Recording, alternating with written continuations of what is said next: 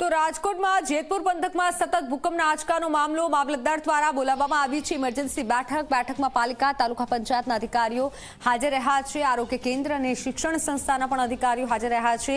શાળાઓમાં હાલ વિદ્યાર્થીઓ માટે રજા જાહેર કરવાનો નિર્ણય લેવાયો છે। શાળાએ શિક્ષકો તલાટી અને આરોગ્ય સ્ટાફને હાજર રહેવા સૂચના અપાઈ છે। ભૂકંપના સતત આંચકાને લઈને પાલિકા દ્વારા કંટ્રોલ રૂમ શરૂ કરાયો છે। નાગરિકો માટે કંટ્રોલ રૂમનો મોબાઈલ નંબર પણ શરૂ અપાયો છે।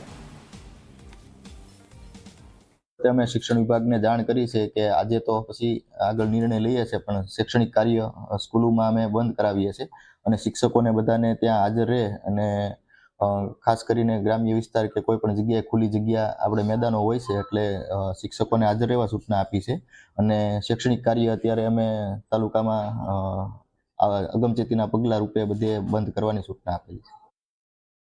જેતપુર શહેર તેમજ ગ્રામ્ય પંથકની અંદર સતત ભૂકંપના આંચકાઓ છે તે અનુભવી રહ્યો છે અને તેમના જ કારણે અત્યારે છે કે મામલતદાર કચેરી ખાતે મામલતદારની અધ્યક્ષતામાં એક ઇમરજન્સી બેઠક છે તે બોલવામાં છે। આપણે સીધા જ મામલતદાર કચેરીના દ્રશ્યો છે તે બતાવવાનો પ્રયાસ છે તે કરીશું કે મામલતદાર કચેરીની અંદર જ અત્યારે છે તે એક અગત્યની મિટિંગ છે તે બોલાવી છે અને આ મિટિંગની અંદર તાલુકા પંચાયતના અધિકારીઓ, નગરપાલિકાના અધિકારીઓ તેમજ જે શાળાના જે અમુક મુખ્ય જે અધિકારીઓ છે તેમને પણ છે તે અત્યારે બોલવામાં છે અને તમામ જે જેતપુરની શાળાઓ છે તેમાં પણ અત્યારે રજા છે તે ક્યાંક જાહેર કરવામાં આવી છે અને ભૂકંપ છે તેના સતત જે રીતે છે તે ક્યાંક આંચકાઓ આવી રહ્યા છે તેમને કારણે લોકોમાં પણ અત્યારે ભય છે। ત્યારે લોકોએ પણ છે તે ક્યાંક કોઈ પણ પ્રકારના પેનિકમાં ન આવવાની પણ અત્યારે મામલતદાર છે તેમના તરફથી સૂચના છે તે આપવામાં આવી છે। તેમજ જે સ્કૂલો છે તેમાં રજા જાહેર કરી અને જે શિક્ષકો છે તેઓને પોતાના સ્કૂલની અંદર જ હાજર રહેવાની સૂચના પણ છે તે અત્યારે આપવામાં આવી છે। સાથોસાથ જે ગ્રામ્ય લેવલના તલાટી જે મંત્રીઓ છે તેઓને પણ છે તે ક્યાંક હેડ ક્વાર્ટર ન છોડવા માટેની પણ અત્યારે સૂચનાઓ છે તે ક્યાંક આપી દેવામાં છે તે કહે છે। ભૂકંપના કેન્દ્ર બિંદુની જો વાત કરવામાં તો ભૂકંપનું કેન્દ્ર બિંદુ છે તે કે અત્યારે